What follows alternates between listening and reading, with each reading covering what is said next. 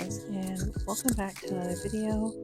My name's Destiny. We do book things here, and tonight we're going to do a book journal update because your girl desperately needed to do one.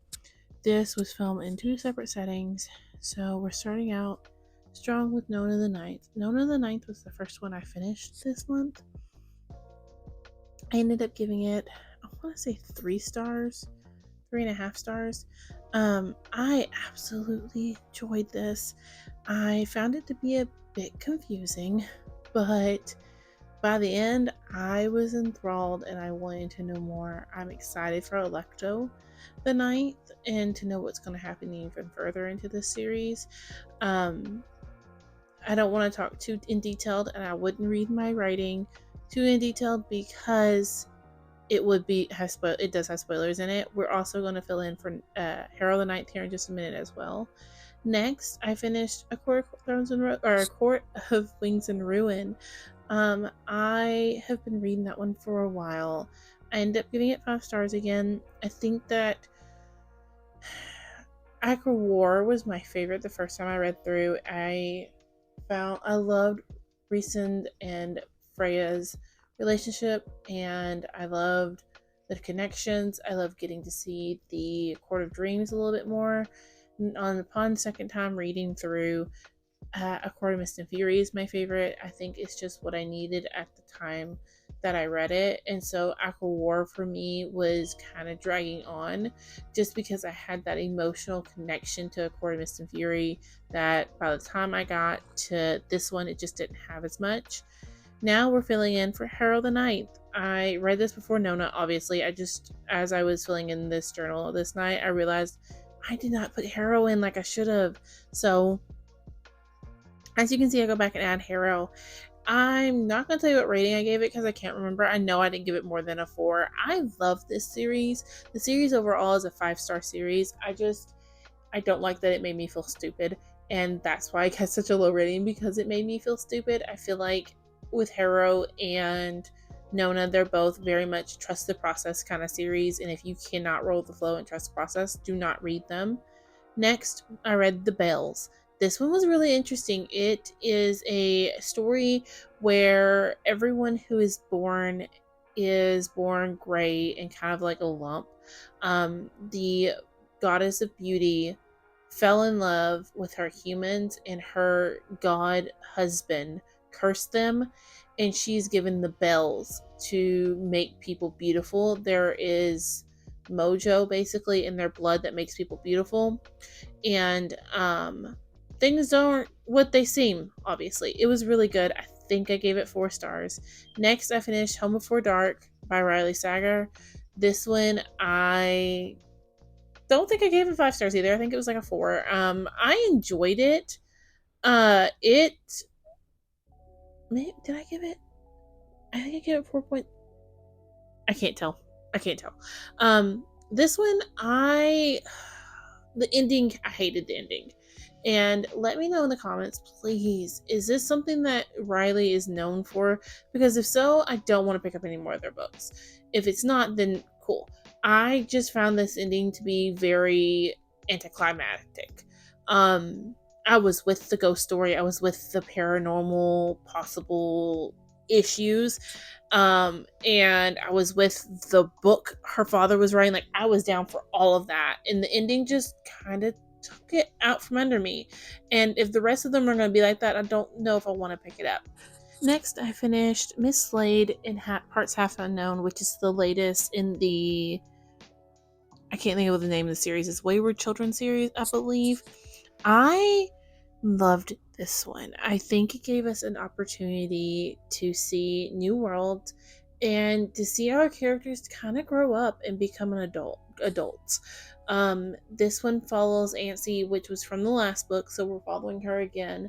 And she ends up in the home with the kids, and they go on an adventure. This is an adventure book.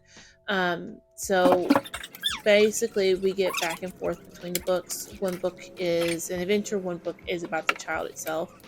This one I loved. I think we got to watch them grow up, and it was the natural progression. I know it's not everybody's favorite, but I loved it.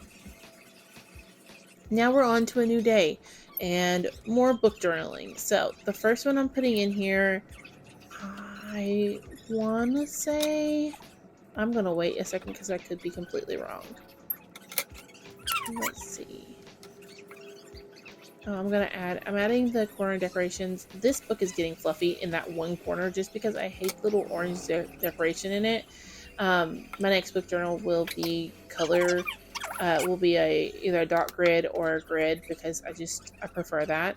So I'm right. The first book I'm gonna go ahead and update is the last night of the Telegraph Club. This one is a queer historical romance question mark. We're following a young woman who is learning about her queer identity and coming to terms with said queer identity. So last night at the Telegraph Club, I cannot remember her name to save my life right now. I can't remember her love interest name either. But she is a Chinese American growing up in the 1950s, and she is working in a friend of hers family's restaurant and comes across a newspaper clipping for basically a drag show. And she is super interested, super attracted to the woman printed, and she can't figure out why. She doesn't really understand what's going on. And then she meets her love interest in the bathroom where the ad was in her backpack. Her backpack spills. Her love interest picks it up and it's like, I've been there before. She's like, oh, really? She's like, yeah, you want to sneak out? So they sneak out to the club together. And it is a beautiful queer telling of coming to grips with your queer identity, of your family not accepting that, and what it means to be queer. And I loved every minute of it. Honestly, I'm not a historical romance kind of person, but I love this one so much, and I will read anything else this author writes. Next, I finished Educated. This is a nonfiction memoir.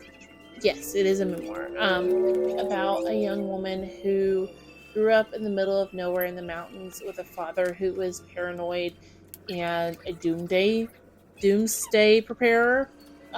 He did not hold down a job. Him and her mother lived off the land, and all the terrible things that came with living that way, but also the wonderful things.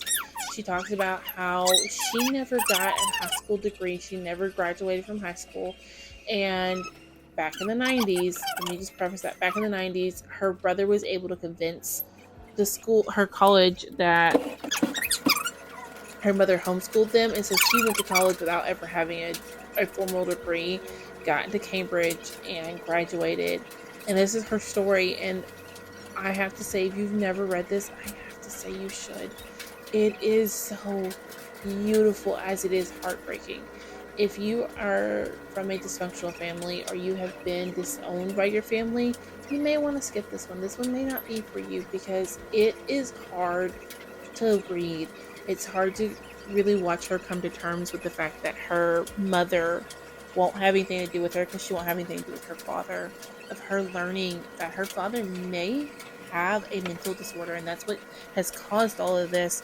And she learns that in her college psychology class, as she is learning about these disorders and learning about bipolar disorder, she literally thinks to herself, that sounds like my father, and then mentions it to her mother, and her mother puts those words back at her in an email. And it comes to figure out that her father may have been diagnosed with this. If he trusted hospitals enough to go be seen by a doctor, he may have been, he may have been able to get some help. I mean, it is a brutal read, not an easy one to digest at all. At one point, her brother, they get in a car accident and they do not go to the hospital. Instead, they go home and their mother patches them all up. Next, I finished Akita Witch. I could be pronouncing that incorrectly. I'm so sorry if I am. I tried looking it up. This is a African American fantasy retelling, and we're following a young woman who suffers from albinism, and she finds out that she is a leopard person, which means she has magic, and her disability fuels her abilities, her powers.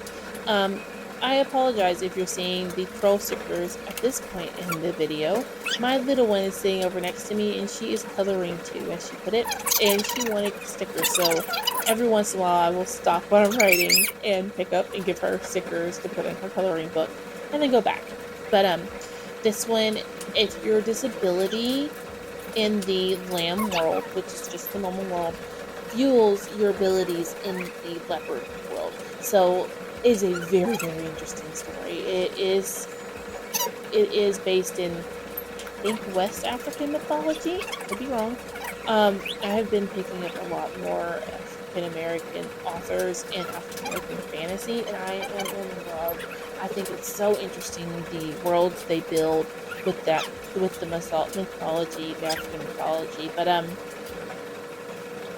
this one in particular, Sunny is really kind of stuck between two worlds.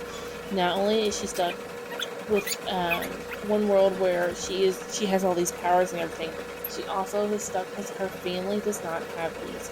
Her powers have come from her grandmother, which makes her a free agent, and she is sent off to conquer the big bad, basically. And it is a trilogy.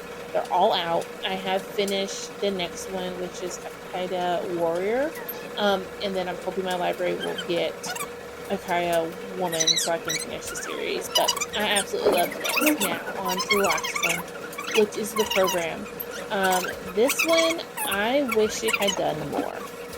And I don't remember what I rated it. Probably not very high, because this one follows a world where teenage suicide is on a rise, and they have decided to implement a strict program to prevent them from committing suicide. So if there are any changes in their behavior, any sign of sadness, any sign of depression, they are put into the program to try to save them, basically. Really, they're just brainwashing them and taking their memories from what we see in the very first part of the chapter. We follow a girl who is suffering from depression, her and her boyfriend both, and pretty early on he gets into the program, and then she does, and you find out what's really going on. I wish it had done more. I wish there was more talk about depression and the actual symptoms and what goes into depression. But that's just my own opinion of it. But there you have it. There's all the books I have read thus far, updating my journal. Thank you for hanging out with me while I did this. I hope you enjoyed it. And let me know, what was the book you read in February that you absolutely loved? And I will see you on my next one.